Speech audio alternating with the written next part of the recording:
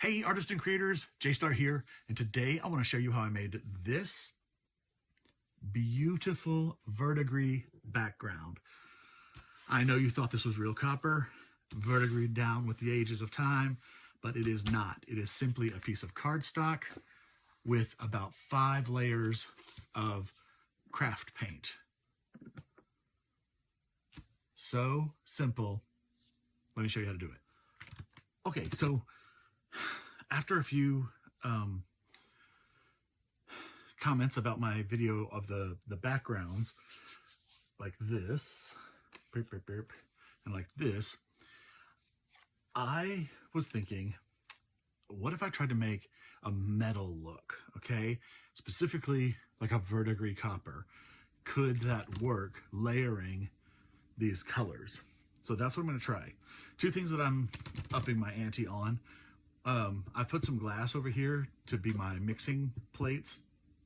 So we'll see if that helps. I should get this out over here. And a glass plate for rolling out on. So I won't burn through as many pages with my brayer offs. So we'll see what happens there. So my thought is, I'll do it just like copper. I'll start with the metal on the base, and then we'll add the verdigris, okay?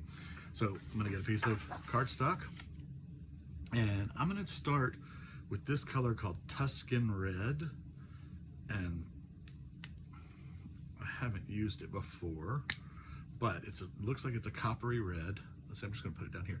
I'm just gonna put a little bit.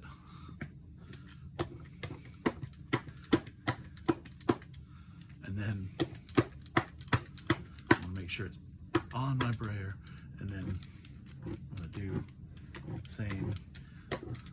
Okay, so on the glass, it's not as smooth as I get on the paper, but I kind of like the look.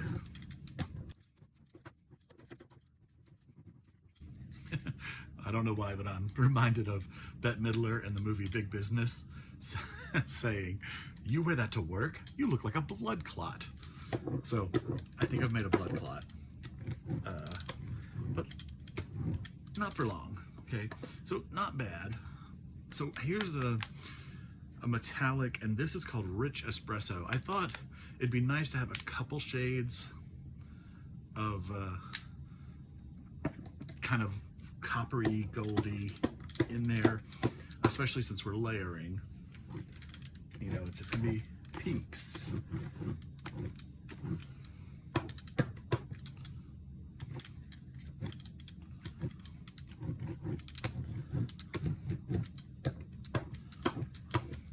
And again, I'm not cleaning my brayer or my palette. I'm letting that pick up anything it wants to pick up. Okay, maybe that's enough for that. And then, ooh, I'm gonna go here. And this one, that one is called Royal Ruby. I feel like I have some other metallics somewhere, but that was the only copper I found. I feel like I just bought a new copper. Okay, I want to make sure that my roller is covering. It is not, though. And you know, I'm wondering now, since copper wouldn't have white flecks in it, should I have base coated the whole thing with that whatever that color was, Tuscan Red, like, but maybe the white will end up looking, oh, and I forgot to show you, maybe it'll end up looking something like this. This I made with Metal FX patina kit. This is just a rubber or a plastic beetle from the Dollar Tree, and it's a 3-step process. You put 3 paints on, I think, but it's like a copper paint, and then you spray it with basically a vinegar, and it does the natural patina. So that's what we're going for. Can we make that happen? We'll see. Okay,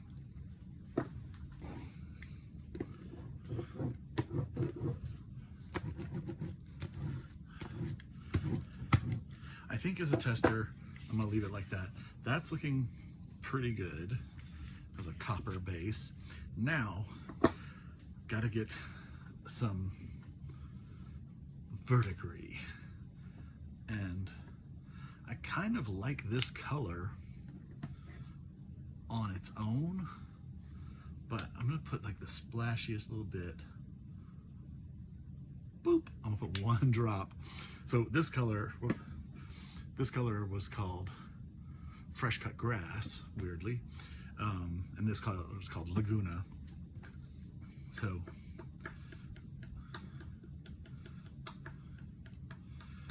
just to make that a bluer green.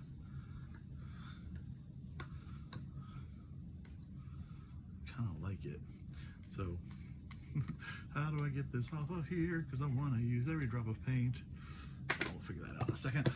Let's see.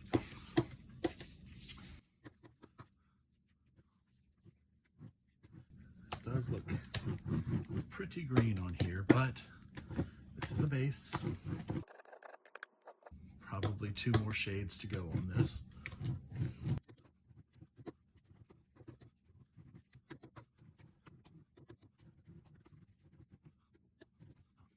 I wonder if I can pull it off with a credit card.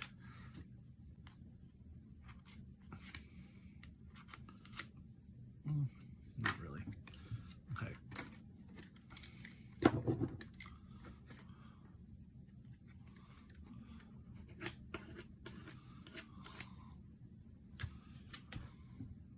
No worries. So now I definitely want a bluer green, and I feel like I need to go here.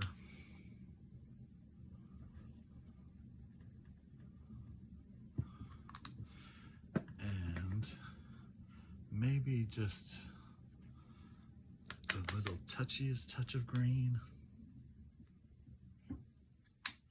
Okay, and this color is called Shamrock. I feel like that's more olive, and this is more like a sage color. Fresh Cut Grass and Shamrock, those do not seem green enough to have those color names. Okay, I like this color. Okay, let's see.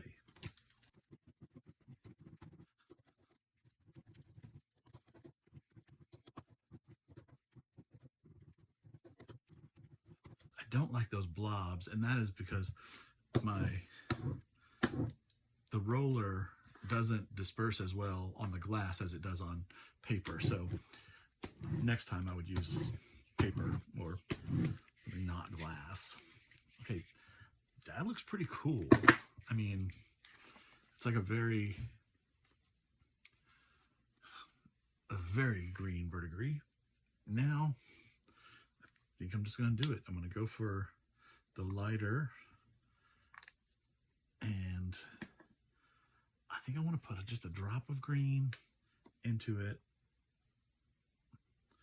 Okay, and this is okay. And this is antique parchment, so not just plain old white.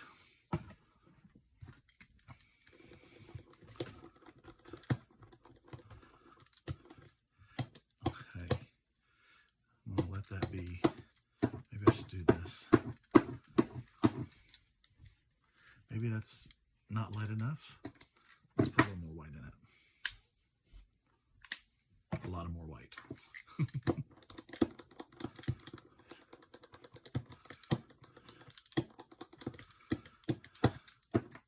Because the other thing with verdigris, it does kind of have this powdery finish, which I'm thinking could be achieved with some gesso.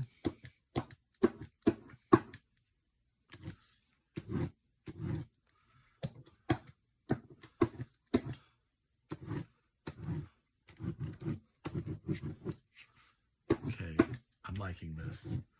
I'm liking this, kids.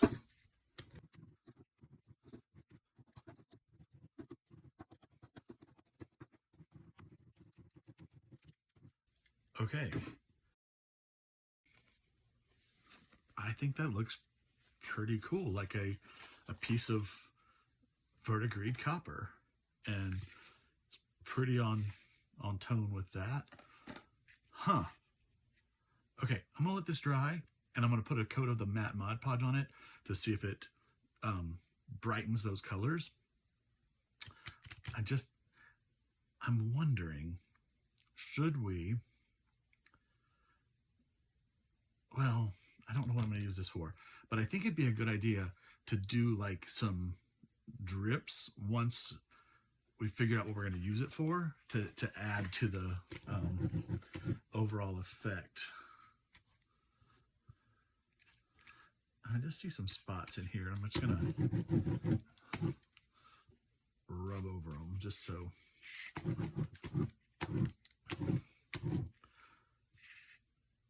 Yeah. Okay. Let's let that dry and get some matte Mod Podge on it. Cool? Okay, we are dried and Mod Podged and dried, and I love it. Is that so cool? So, I know I mentioned this in the other video.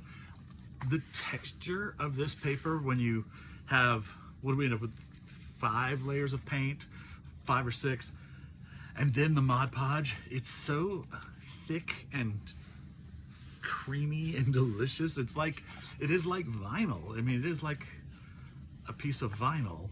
And I'm gonna let's cut some down. I'll just play with it for a little bit. Let's make a couple of altered playing cards. Not altered playing cards. I do that all the time because there's altered playing cards, which is like a deck of cards that you alter in some way, like this one, or artist trading cards. Altered playing cards can be traded as artist trading cards, but not all artist trading cards are altered playing cards.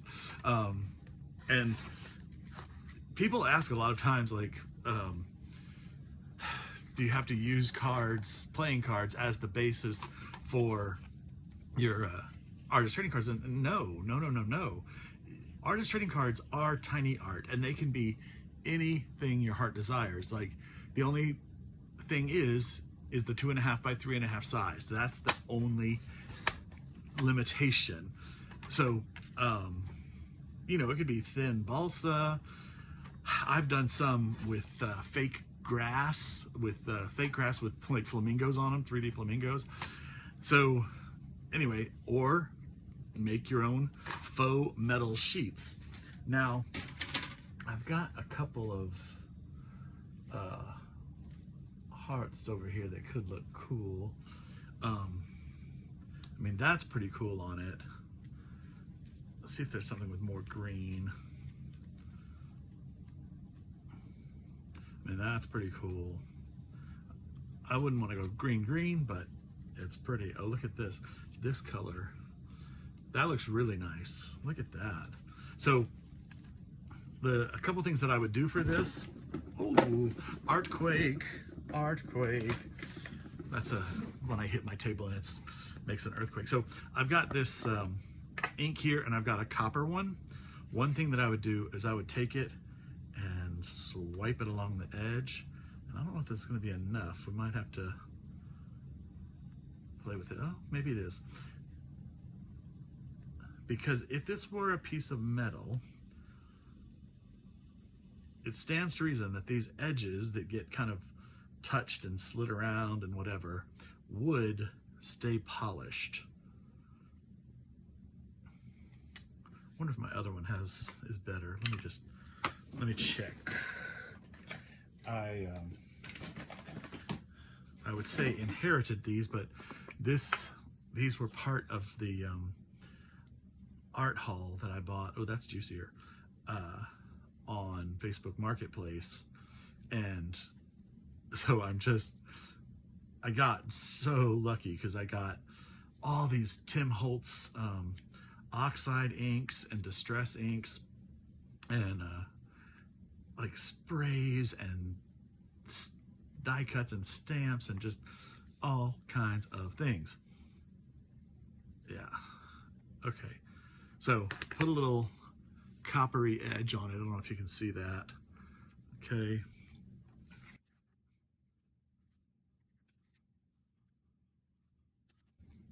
I love this. Can you see that better? So cool. Okay. Put these away. And so if we turn these into artist trading cards, like I would take, let's see what this looks like. Oop. It's a mushy one. Oh, this one maybe too. I'm just gonna give this a black outline.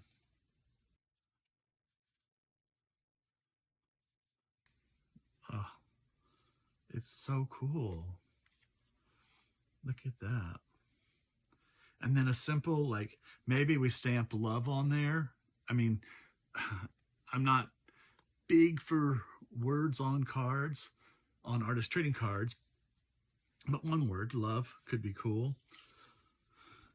You know, we don't want it to be scrapbooky. We want it to be, or greeting cardy. We want it to be artist trading cards.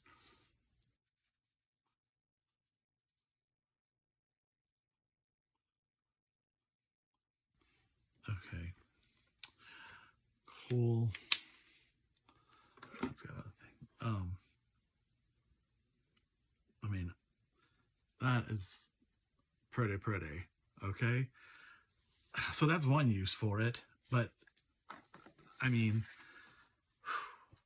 it's such a cool finish. I love it. So we started with the Tuscan red, and then we added a dark gold. This one's called Rich Espresso. And then we added a copper. And then we did kind of a sagey green. They call it, this is folk art fresh cut grass. And then we added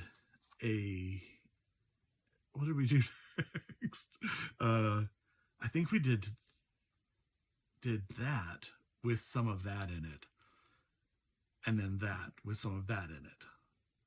Or maybe, yeah, I don't know. You saw it. Scroll the video back and do it like that. I have done that before. I have gone back to do something that I did before on a video, and I've forgotten how to do it. And so I have to watch my own video to remind myself how to do that process. Crazy, I know. But I love it. Verdigris finish. So there it is. A verdigris finished background done with simple craft paints and a layer of Mod Podge. I'm thrilled with this. I'm going to use this so much. I'm so very excited about this. I'm going to use it on there I go again, artist trading cards, and I'm going to use it on my regular greeting cards. I'm going to use it on pieces of art. I'm really excited about this. Thank you so much for watching the video. Please like and subscribe and leave me a comment. You know I love to hear from you.